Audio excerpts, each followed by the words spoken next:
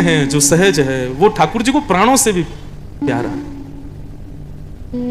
तो मैंने आज कथा के प्रारंभ में ही कहा, इसको बड़ाई के रूप में मत लेना, कहीं अहंकार ना आ जाए आप में। आप लोग दीन हो, आप लोग सच में बहुत सरल हो। इस सरलता को और श्रेष्ठ करो। कोई आपसे आके छल कर जाए, कपट कर जाए, कोई आपसे आकर के और जो चतुराई दिखा जाए, दिखाने दो, वो भोगेगा, लेकिन आप चतुर मत बनो, आप सहज ही रहना।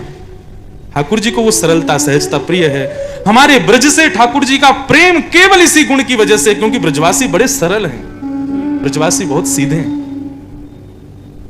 निर्मल मन जन सो मोहि पावा, मोहि कपट छल छिद्र न भावा।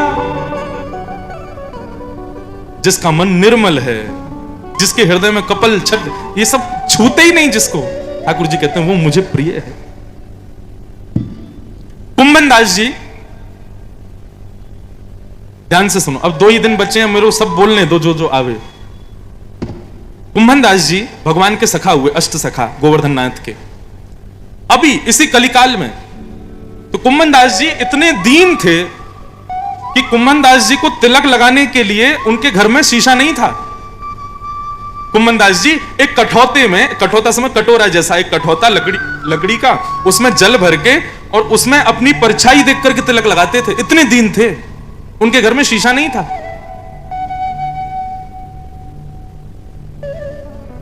ऐसी स्थिति में भी ठाकुर जी के आगे ही गाते थे।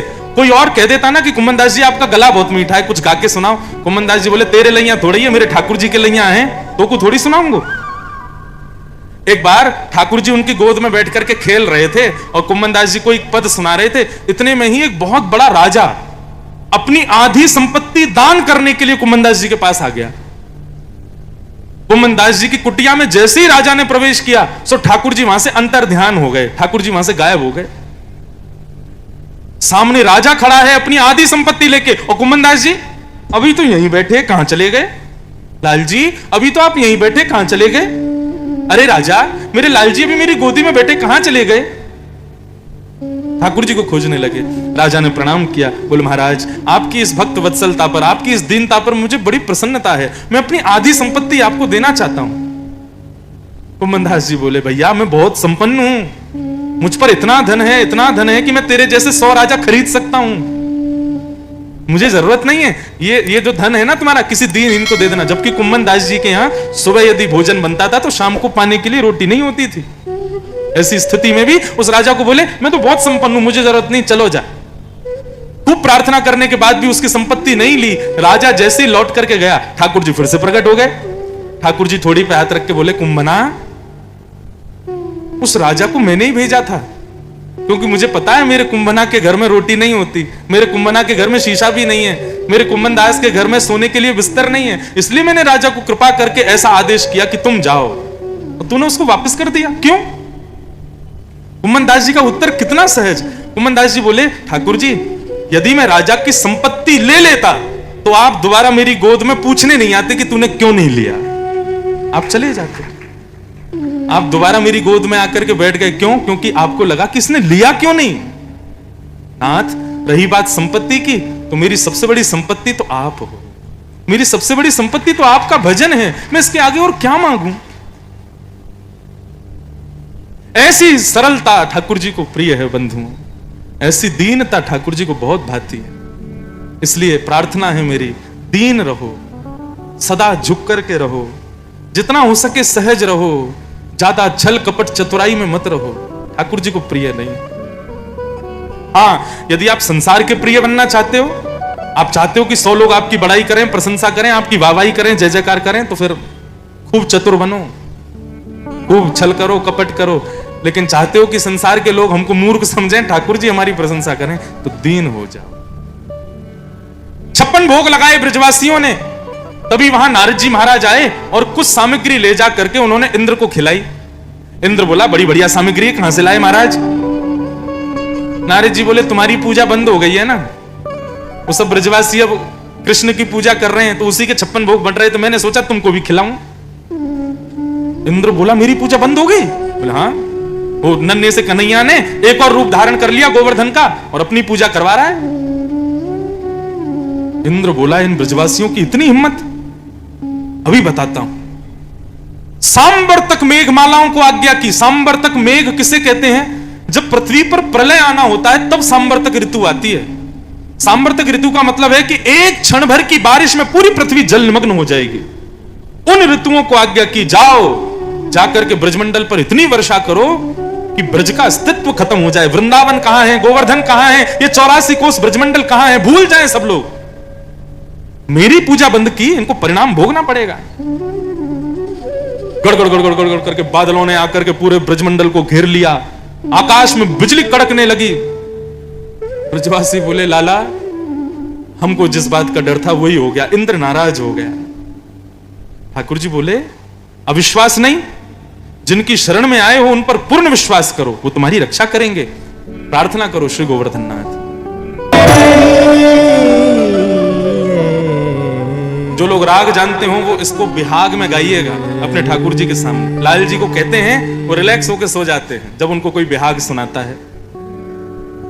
और ये पद गाना चाहिए, क्योंकि रात्रि में ठाकुर जी उल्लासनगर में तो सो ही नहीं सकते, बंबई में तो रुक ही नहीं सकते वो। ठाकुर जी तो ब्रज ही जाते हैं। हम सबके घर में जहां भी ठाकुर जी विराज रहे हैं, सब ठाकुर जी गोवर्धन जाते हैं, रात में वहीं सोते हैं। तो ठाकुर जी को प्रिय है गिरिराज जी, तो ये पद गाना चाहिए रात में सुलाते समय। सब ब्रजवासी गाने लगे, गोवर्धन नाथ से प्रार्थना करने लगे, इंद्र से हमारी रक्षा करो नाथ। आंख बंद करके सब गिरिराज जी की प्रार्थना कर रहे थे। तभी मधुमंगल श्रीदामा चिल्लाए, अरे देखो देखो देखो, कहां गए हो? जैसे ही ब्रजवासियों ने नेत्र खोल करके देखा, 7 कोस लंबे चौड़े गिरिराज पर्वत को, बंधुओं एक कोस में 3 किलोमीटर, 7 कोस में कितने हुए? 21-22 किलोमीटर लंबे और इतने ही चौड़े गिरिराज पर्वत को 7 वर्ष के हमारे श्री कृष्ण ने अपने बाम हस्त की इकन्नी उंगली पर धारण कर लिया। बोलो गोवर्धन नाथ की, गिरिराज धरण की जय। इतने में सब ब्रजवासी दौड़े, अपनी अपने डंडा लेकर के सब जाकर के गिरिराज पर्वत के नीचे लगा करके खड़े हो गए।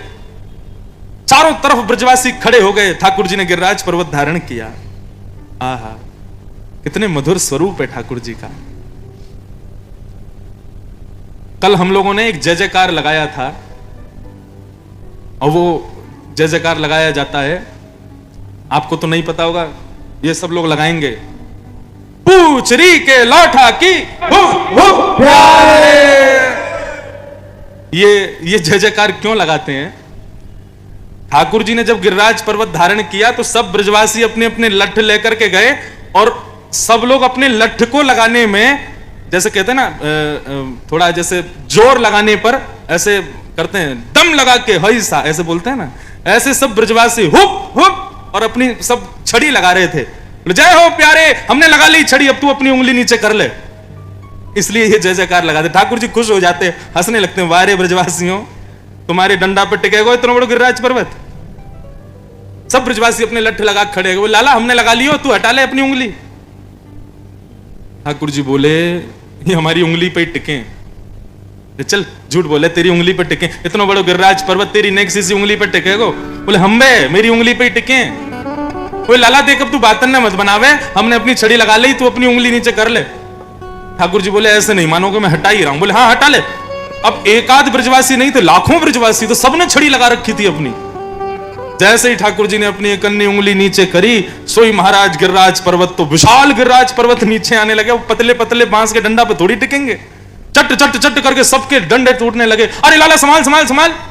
ठाकुर जी ने फिर से उंगली लगाई, और अकेले अब ठाकुर जी की उंगली पे पूरा गिरिराज पर्वत टिका हुआ है। सब ब्रजवासी अपने टूटी हुई छड़ियों को थोड़ी से लगा के खड़े हुए। लाला तेने इतना बड़ा पर्वत कैसे उठा लियो? भगवान बोले, हम बचपन से बताते आए, लेकिन आप लोगों ने हमारी बात कभी नहीं मानी। बोले कहा बताई भैया तेने? बोले मैंने बार बार कही कि मैं जय जाऊं, मेरी पूजा करो, तुम लोग मानो ही ना हो। ये गोपी, या तो मैंने कही सत्यनारायण की पूजा मत करे कर, मेरी कर लेकर, मैं ही भगवान हूं, माने ही ना है। सब ब्रजवासी बोले, लाला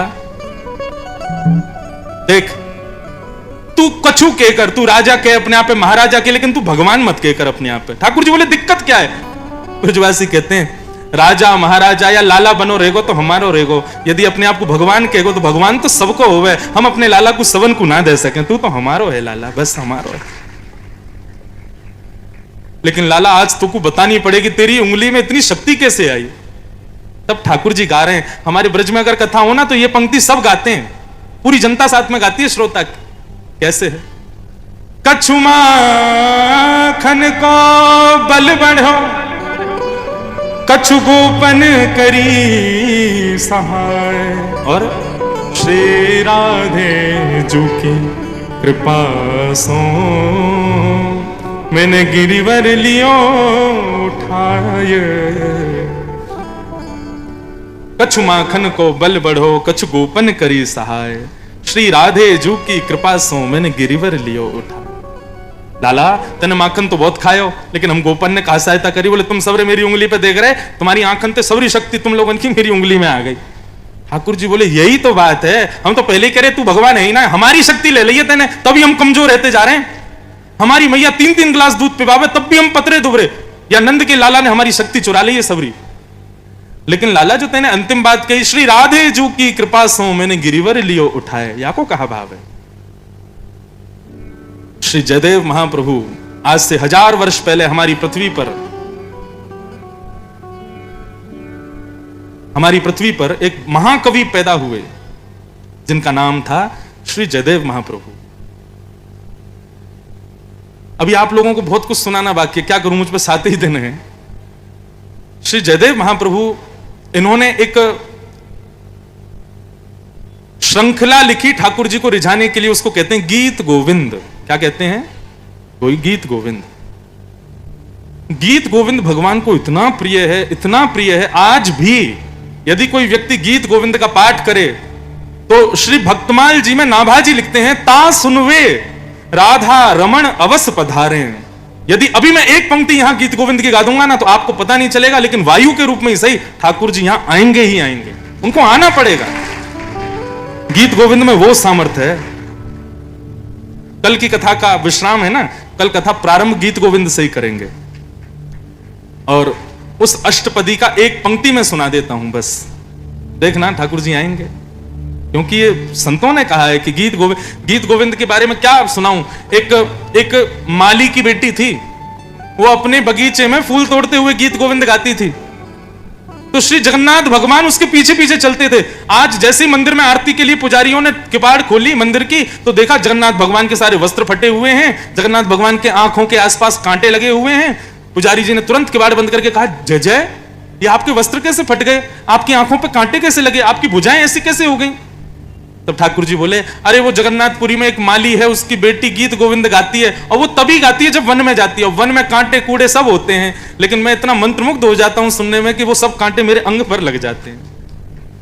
और छोड़ो, एक मौलवी,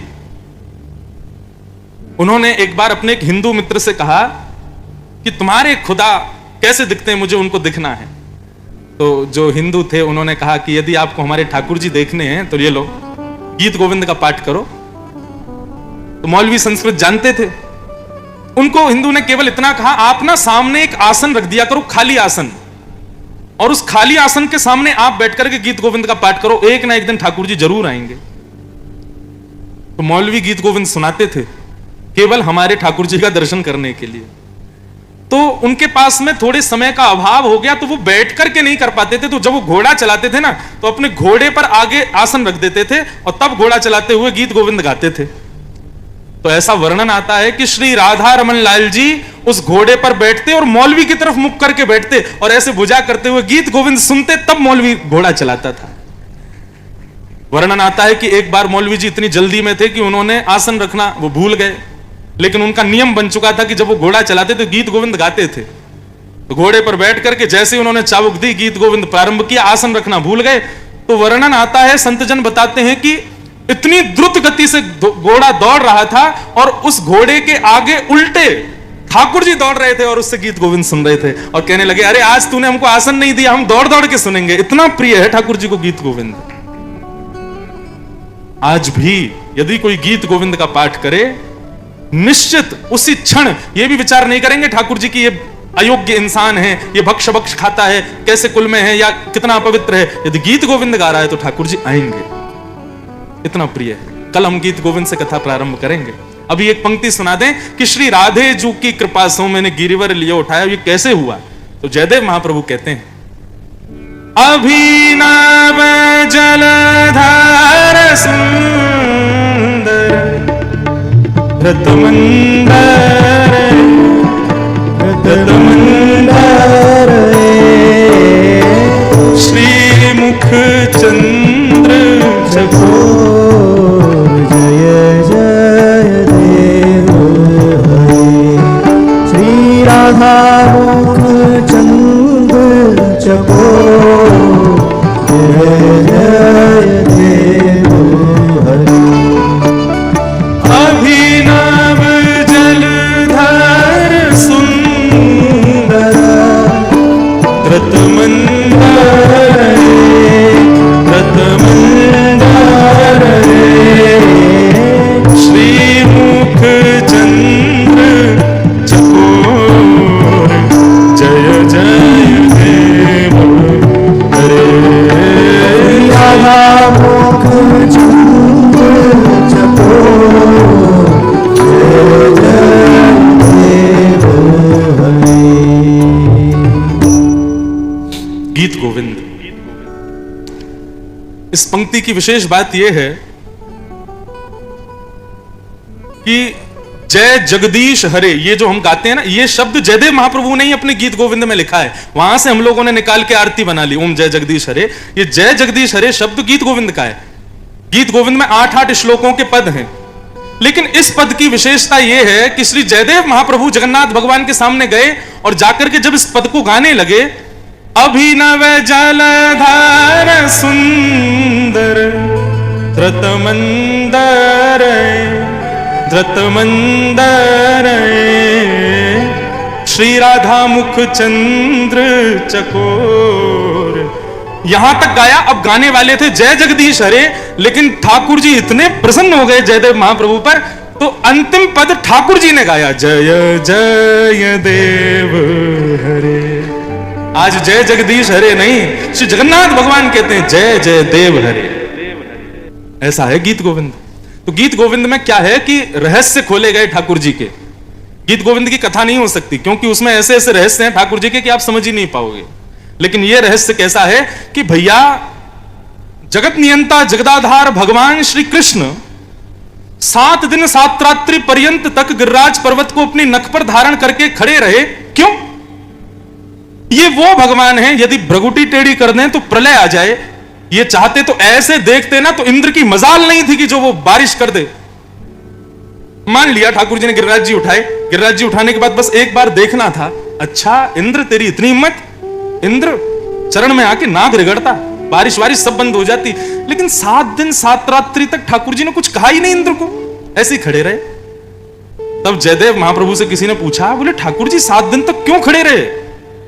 तब जयदेव महाप्रभु कहते हैं, बोले कि भैया चारों तरफ ब्रजवासी खड़े थे, लेकिन सामने अति सुकोमला श्री जी खड़ी थी, श्री राधा रानी खड़ी थी, और उनको देखने में ठाकुर जी को इतना आनंद आ रहा था। ठाकुर जी तो ऊपर देख के और कह रहे थे, इंद्र और बरसाता रहे ताकि ये किशोरी जी मेरे आंखों के आगे खड़ी रहे, मैं इनको देखता रहूं।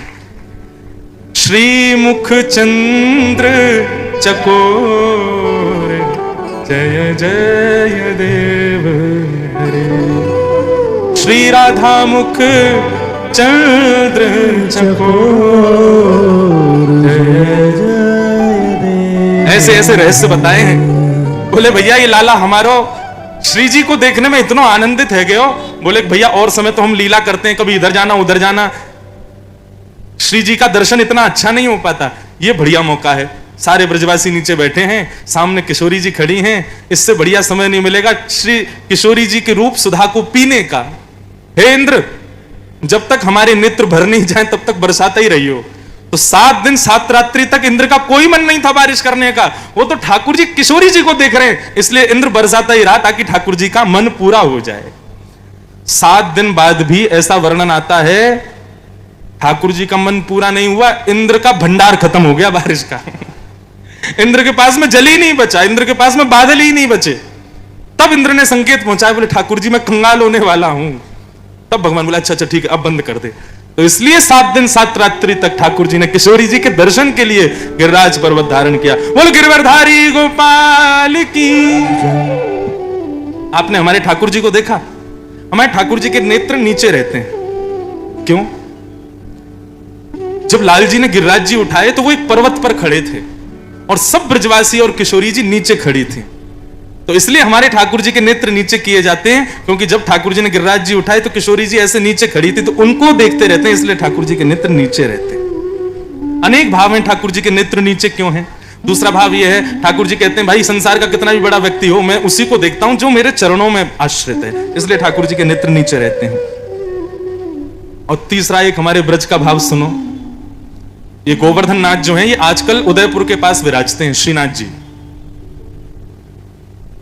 और श्रीनाथ जी जो हैं ये ब्रज से तो दूर है, तो ठाकुर जी सामने इसलिए नहीं देखते कि भैया दर्शनार्थियों में कहीं ब्रजवासी आ गए और मैंने उनको देख लिया तो मेरा मन करने लग जाएगा वृंदावन जाने का, इसलिए ठाकुर जी नजर बचा के खड़े रहते हैं कि ताकि मुझे ब्रजों वालों को नहीं देखना पड़े। यह भी एक भाव है। एक कथा आती है, हमारे ब्रज के कुछ ब्रजवासी गए और श्रीनाथ जी का दर्शन किया। श्रीनाथ जी ऐसे खड़े थे तो ब्रज के सब ब्रजवासी बोले लाला नीची नजर करके खड़ो है, ऐसा कहा करें कि लाला ने हमें देख ले। तो वहां सब जय जयकार लगाने लगे, बोल गोवर्धननाथ की, गिरिराज धरण की, श्याम सुंदर यमुने महारानी की।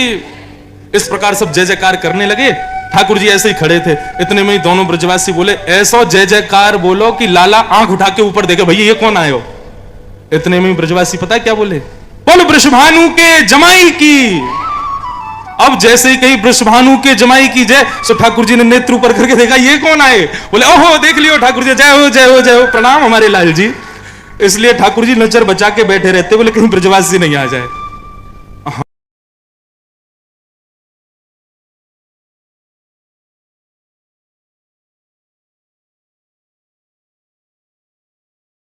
बैठे हैं तो मंदिर के धर्माधिकारी मुझे ले गए दर्शन कराने।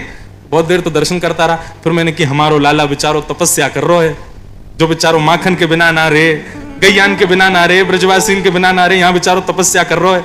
तो जैसे मैं उठने लगा मैं जोर से बोला बोल वृषभानु के जमाई की जय। वास्तव में आप सत्य माने एक क्षण के लिए पूरे बद्रीनाथ मंदिर की लाइट लुपलुपाने लगी। मैंने कि धर्माधिकारी जी तपस्या भंग है गई हमारे लाला की, वृषभानु के जमाई हैं ये। वृषभानु जी कौन है? राधा रानी के पिताजी।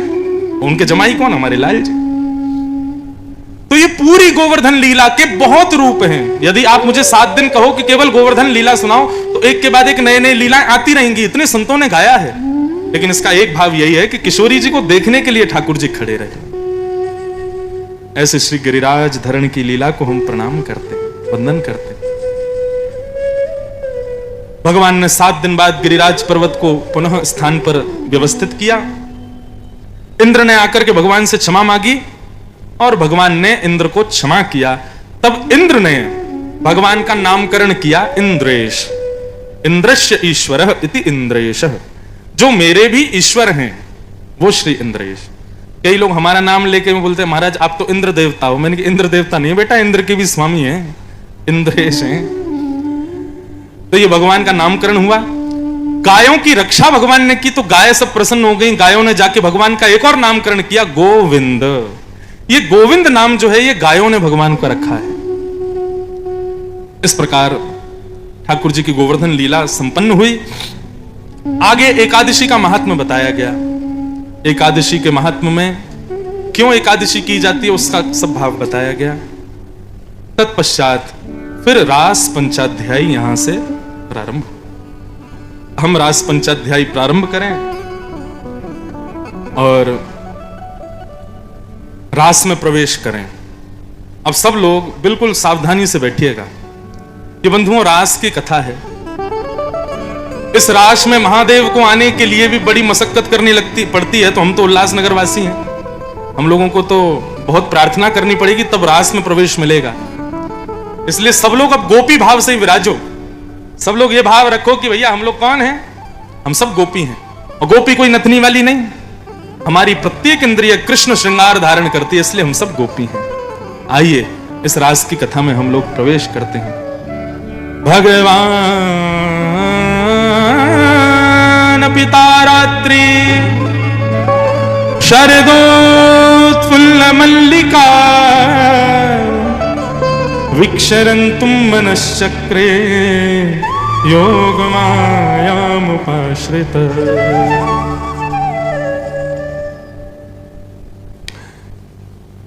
रस और रास दो बातें। आप लोग कथा में क्यों आते हो? आपसे किसी ने पूछा आप कथा में क्यों जाते हो? तो यदि आप नित्य कथाओं में जाने वाले हो गए ना, तो आपका उत्तर होगा हमको बहुत रस मिलता है, हमको बहुत रस आता है। कई लोग जब हम कथा करके उतरते हैं तो कहते महाराज जी आप बहुत रस बरसाते हो, ऐसा बोलते हैं ना। रस और रास दोनों में केवल एक मात्रा का डिफरेंस है। र के पीछे आ की मात्रा लगा दो तो क्या बन जाए? रास। और आ की मात्रा हटा दो तो क्या बन जाए? रस। रस और रास दोनों में अंतर कितना है? आप यहां कथा सुनने के लिए आते हो, आप दरबार में प्रणाम करने आते हो, आप वृंदावन बिहारी जी, राधा रमन लाल जी, राधा वल्लभ लाल जी, राधा दामोदर लाल जी का दर्शन करने आते हो। ये सारी आपकी क्रियाएं जो ठाकुर जी से मिलने की होती हैं, ये सब रस कहलाती हैं। लेकिन आपकी भक्ति से प्रसन्न होकर ठाकुर जी उल्लासनगर आ जाएं, ये रास है। समझ में आई बात? की ऐसी ताली बजा रहे हो? सीधी बात, आपको वृंदावन जाना पड़े बिहारी जी को देखने के लिए रस है, लेकिन ठाकुर जी आपको देखने उल्लासनगर आ जाएं, ये रास है। कल रास हुआ था, क्यों? सब लोग हमारे लाल जी से मिलने आते हैं, लेकिन कल लाल जी आप लोगों से मिलने आए, वही तो रास है। ठाकुर जी पधारे। और एक बात बताऊं, रास हम सबके साथ हुआ है। कितने घरों में गोपाल जी विराज रहे हैं? हाथ ऊपर करो। सब घरों में विराज रहे हैं। जब वो गोपाल जी आपसे आपके साथ उल्लासनगर आए, उसी दिन से रास प्रारंभ हो गया। आप सबके घर में रास हो रहा है। बस हाँ ये है कि आप लोग उसको व्यवस्थित कर रहे हो कि नहीं, ये समझने वाली बात है। आप उसको अनुभव कर रहे हो कि नहीं, ये समझने वाली बात है। रस और रास। वैसे देखा जाए वास्तविकता में अभी हम लोग रस की अवस्था में हैं। हम सब द्वारिकाधीश से मिलने जाते हैं, बिहारी जी से मिलने जाते हैं, राधा रमन जी से मिलने जाते हैं, परंतु इन कथाओं को सुनकर के भक्ति भावना हृदय में धारण करके अपने रस को इतना बढ़ा लो कि एक दिन ठाकुर जी आपसे मिलने आ जाएं, सो ही रास हो जाएगा। रास का मतलब नाचना नहीं होता, रास का मतलब नृत्य करना नहीं होता, रास का मतलब गली मोहल्ले के लड़के लड़कियां आपस में एक दूसरे को डांडिया खेल रहे हैं, उसको रास कहते हैं लोग। ये रास नहीं है। रास का मूल अर्थ क्या है? विचार करो, आप ठाकुर जी से मिलने वृंदावन जाते हो तो इतने उत्साहित हो जाते हो कि बिहारी जी के सामने खड़े होकर नाचने लगते हो। सोचो कभी बिहारी जी आपसे मिलने के लिए आ गए तो आपकी हालत क्या होगी, आपकी स्थिति क्या होगी? उस स्थिति का वर्णन नहीं किया जा सकता, अलग ही होगी स्थिति।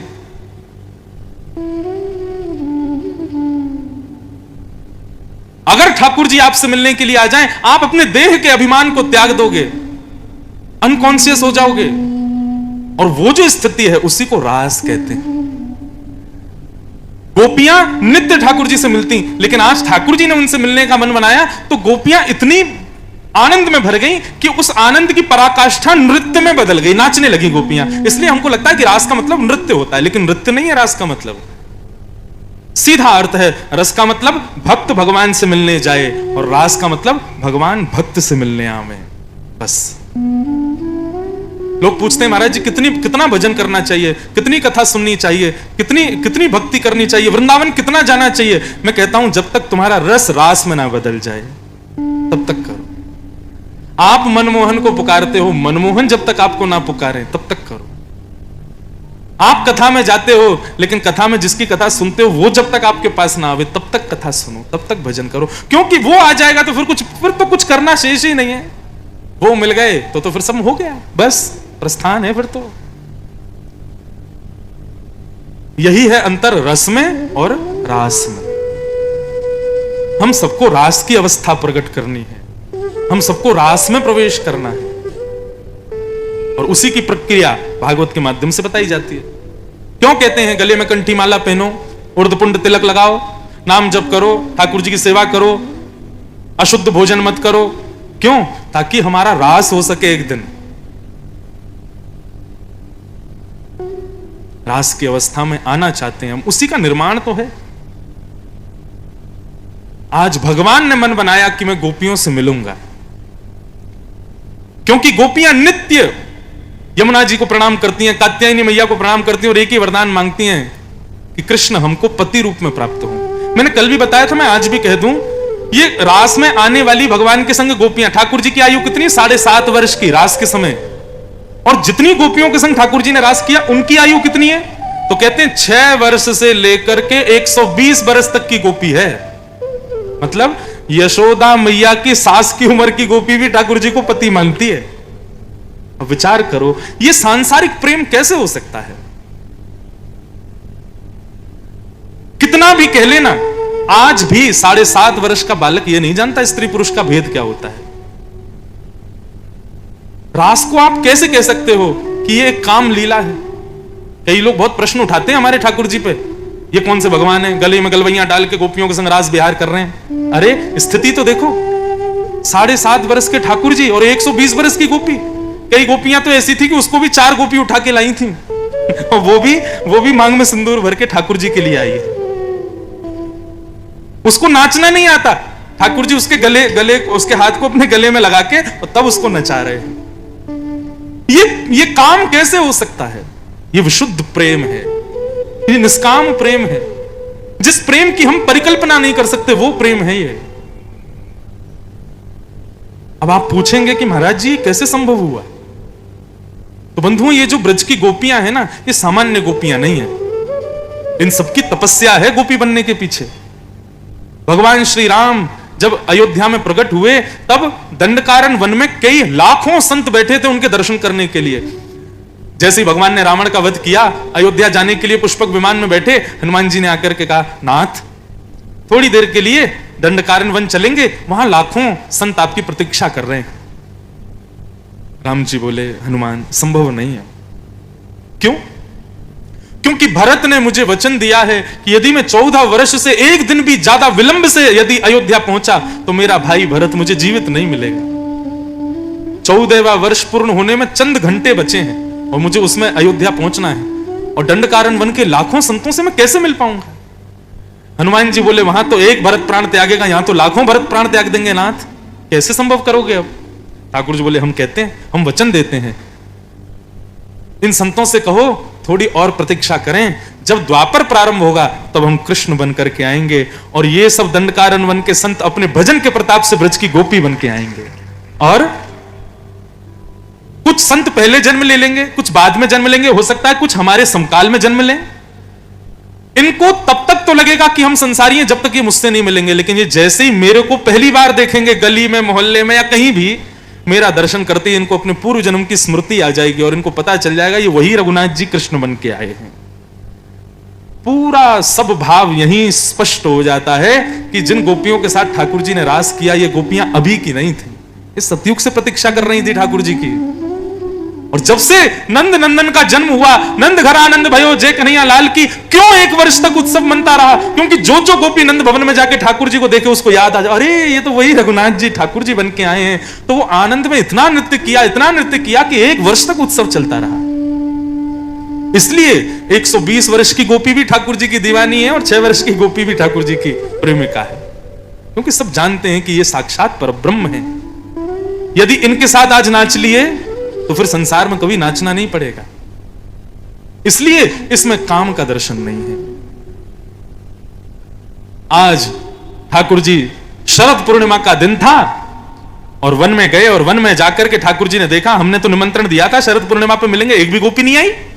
वास्तविकता तो ये थी, गोपियां प्रतीक्षा कर रही थी कि ठाकुर जी एक बार और बुला दें। मतलब कई लोग होते हैं ना, उनको कार्ड भेज दो कथा का, फिर भी नहीं आएंगे, बोले क्यों, फोन नहीं किया था हमको। होते हैं कई लोग, शादी का निमंत्रण दे तो फिर भी नहीं आते, क्यों नहीं आते, फोन ही नहीं किया, फोन तो करते। ऐसी गोपियां, इनको ठाकुर जी ने निमंत्रण दिया शरद पूर्णिमा पे हम मिलेंगे, लेकिन ये गोपियां इंतजार कर रही हैं एक बार और ठाकुर जी कह दूं तो फोन कर दें। ठाकुर जी की तो एक ही फोन है, निकाली वंशी, अपने कोमल उंगलियों से उसके छिद्रों को आच्छादित किया, अपने ओष्ठ पर उसको लिटा करके अपनी भ्रगुटी टेढ़ी करके ठाकुर जी ने जैसे ही प्राण पिरोए, बाज उठी वंशी वृंदावन में।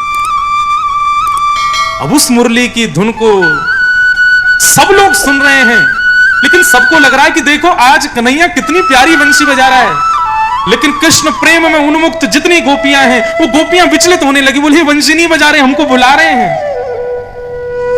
वंशी की ध्वनि ध्वनि के रूप में सामान्य लोगों को सुनाई दे रही है, लेकिन कृष्ण प्रेम में उन्मुक्त गोपियों को वो ध्वनि शब्द के रूप में सुनाई दे रही है। अरे चल गोपी, तेरी प्रतीक्षा कर रहा हूं, जल्दी आ। सब गोपियां जिस जिस काम में हैं उसी से ही दौड़ी हैं ठाकुर जी से मिलने के लिए। यादो हने बहनने मथनो पलेप प्रेंखें खनार भरुदितो क्षण मार्जनादम।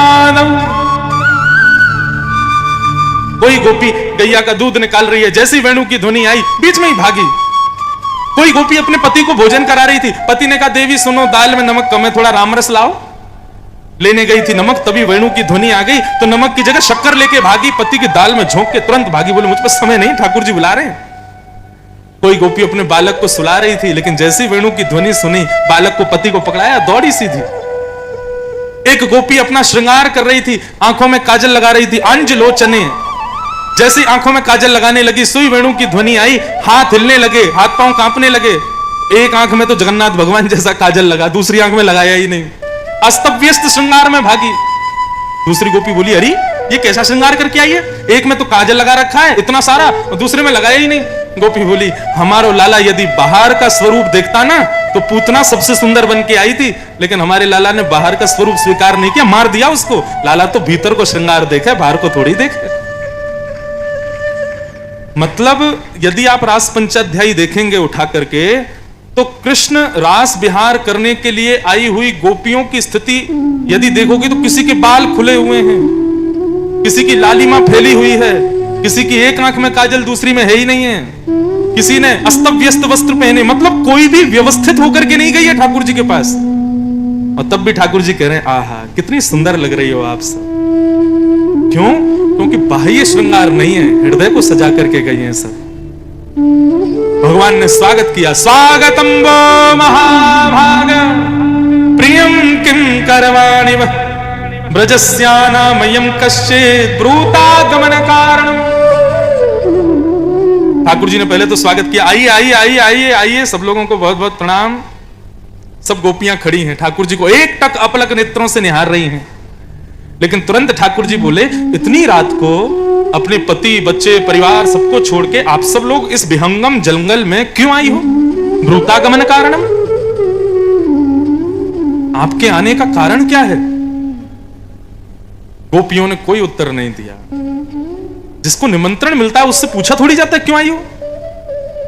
भगवान अब यहां पर भगवान पतिव्रता नारी का धर्म समझा रहे हैं गोपियों को। बोले तुम लोगों ने बहुत बड़ा अपराध किया है, पता है? अपने पति परिवार सबको छोड़ के चली आई हो तुम लोग यहां पे। तुमको पता पातिव्रत धर्म में कितनी शक्ति होती है? एक कन्या थी, अपने पति के प्रति बहुत निष्ठा रखती थी। एक दिन उसका बालक अग्निकुंड की ओर जा रहा था और वो कन्या अपने पति को सुला रही थी। उठ करके जाने का मन बनाया, लेकिन पति सो रहे थे तो मन में विचार किया मेरा पातिव्रत धर्म टूट जाएगा, मैं उठूंगी नहीं। हे यज्ञ नारायण भगवान, मेरा बालक आपकी ओर आ रहा है, यदि वो गलती से गिर जाए तो आप उसकी रक्षा करना, मैं अपनी पति की सेवा छोड़ के भी नहीं आ सकती। वो बालक अग्निकुंड में गिर गया और 1 घंटे बाद जब पति की आंख खुली, वो कन्या दौड़ करके गई, उसने जाके देखा तो अग्निकुंड के अंगारे पुष्प बन गए और उसका बालक वहां खेल रहा था। यह है पतिव्रता नारी का धर्म। अब ये कौन समझा रहा है? भगवान समझा रहे हैं गोपियों को। बोले चलो जाओ, अपने अपने घर को जाओ, अपने बच्चों को संभालो, पति की सेवा करो, यहां ऐसे नहीं आते आधी रात में। गोपियां थोड़ी देर तो सुनती रही, जब भगवान मौन हो गए तब गोपियां बोली अब हम कुछ कहें? भगवान बोला हाँ बोलिए ना। तब गोपियों ने 10 श्लोकों में तो भगवान ने समझाया कि पतिव्रता नारी क्या होती है, और गोपियों ने 11 श्लोकों में उत्तर दिया कि भक्त कौन होता है। एक बात कहें, भक्ति ऐसी हो कि ठाकुर जी हारे हमसे, उनको जिताना थोड़ा ही हराना है हमको। हमारे लाल जी बड़े चतुर हैं। आप जब भक्ति के पथ पे चलोगे तो बार बार आपको संसार का मोह दिखाएंगे कि बेटा गलत फंस रहे हो तुम, संसार में ही रहो, माता पिता की रहो, पति बच्चों की रहो। ये सब व्यवहार ठाकुर जी प्रकट करते हैं, हमारे भीतर नहीं आते। बड़े चतुर हैं ठाकुर जी। क्यों? उनको लगता है हमारे वृंदावन में जगह कम है, भीड़ बहुत ज्यादा हो जाएगी, इसलिए संसार का मोह दे दे करके वापस कर देते हैं लोगों को। लेकिन आप डगमगाना मत, जैसे गोपियां नहीं डगमगाई।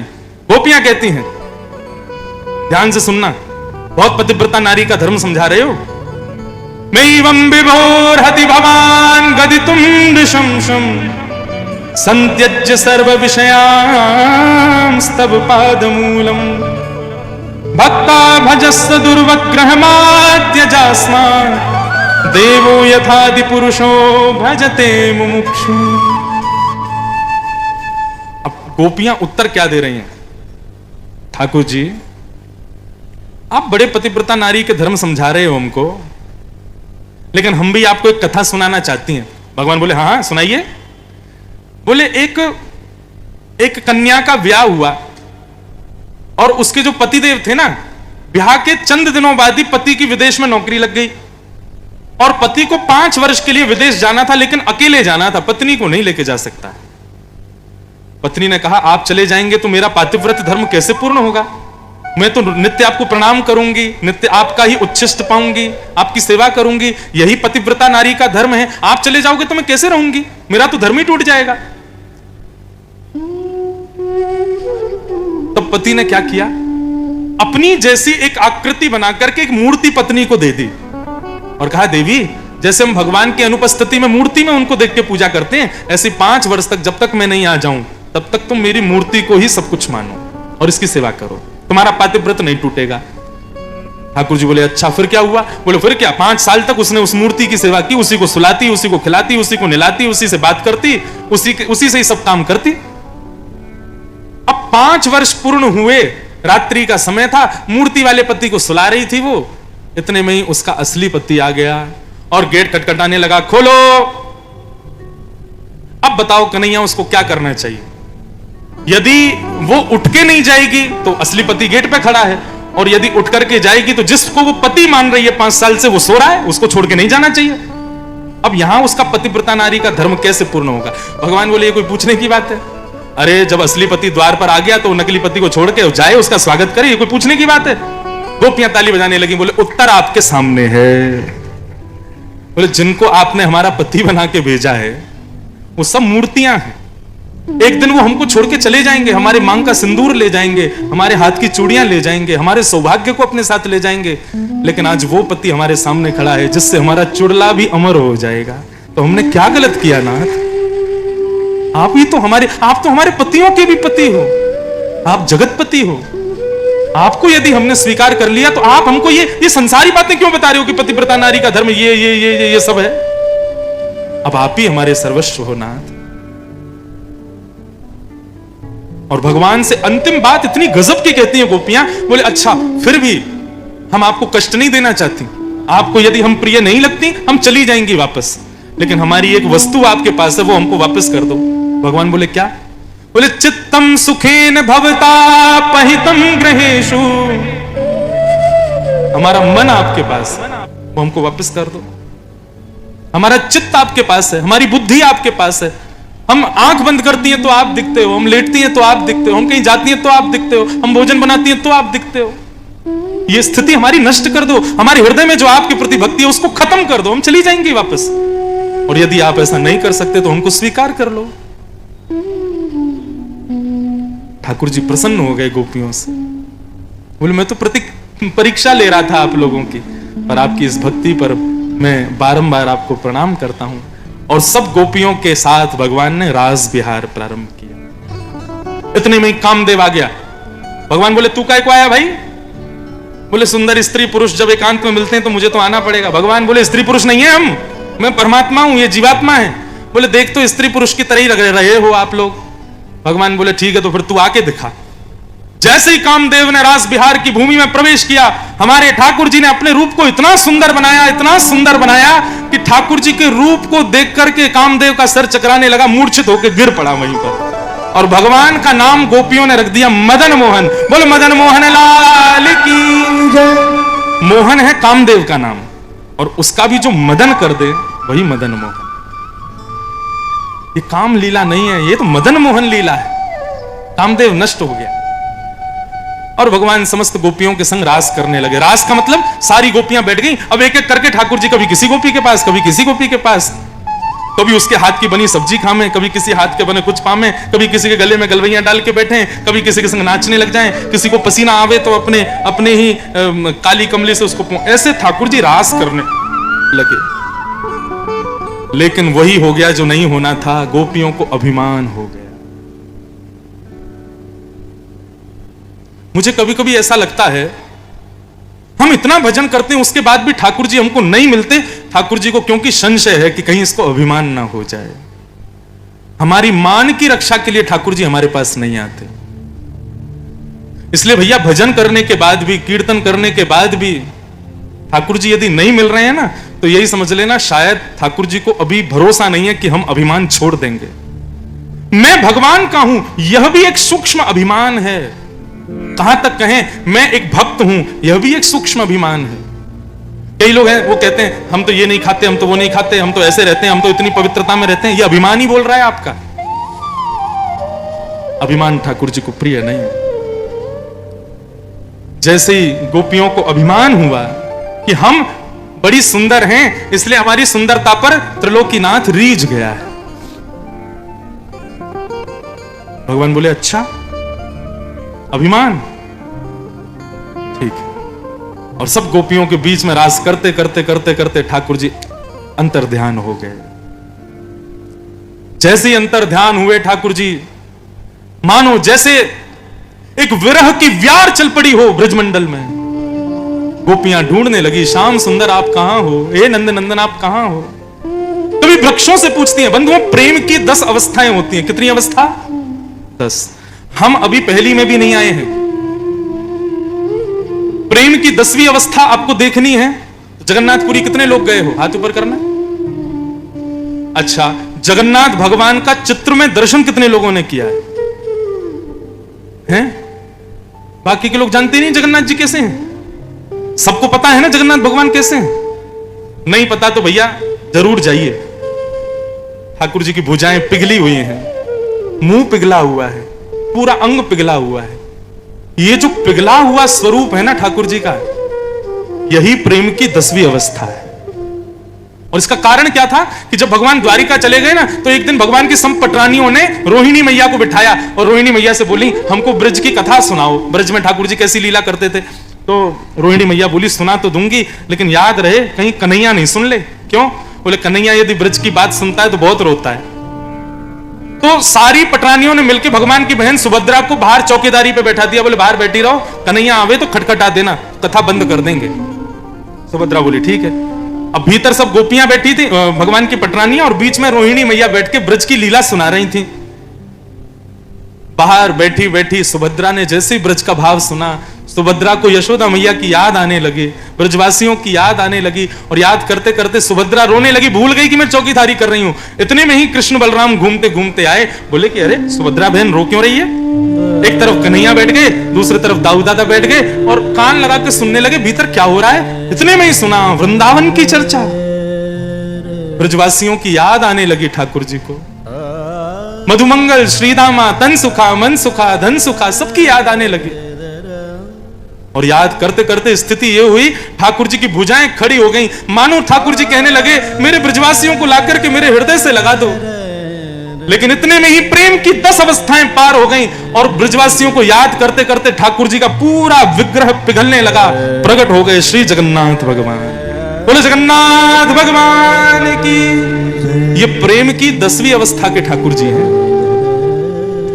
प्रेमी की याद में एक प्रेमी पिघल जाए मोमबत्ती की तरह। हम प्रेम की पहली अवस्था में भी नहीं आए हैं, लेकिन गोपियां प्रेम की 8 अवस्थाएं पार कर गईं। और 8वीं अवस्था में क्या होता है कि जड़ भी चेतन दिखने लगता है। मतलब इस सामने वृक्ष को भी यदि प्रेम की 8वीं अवस्था का व्यक्ति देखेगा ना, तो वो इसको भी सोचेगा, ये भी बोलता है तुमने कन्हैया को देखा? अरे बोलो ना, बोलते क्यों नहीं हो? ऐसी स्थिति गोपियों की हो गई। पशु पक्षियों से पूछने लगी तुमने देखा? मोर को देखती बोली अरे तू तो सदा हमारे श्याम सुंदर के मुकुट में रहता है, तू बता दे ना तूने देखा श्याम सुंदर कहां है? तुलसी को देख के पूछने लगी अरे ये तो हमारी सौत है, क्यों? इसके बिना ना पानी पीते हैं, ना दूध पीते हैं, ना भोजन करते हैं। जब तक ये नहीं डलेगी तब तक कुछ नहीं करते। तू बता दे कहां है हमारे ठाकुर जी? ऐसी स्थिति गोपियों की हो गई। विरह से व्याकुल होकर के गोपियां यत्र तत्र ढूंढने लगी, श्याम सुंदर कहां चले गए। मीराबाई कहती हैं जादू करके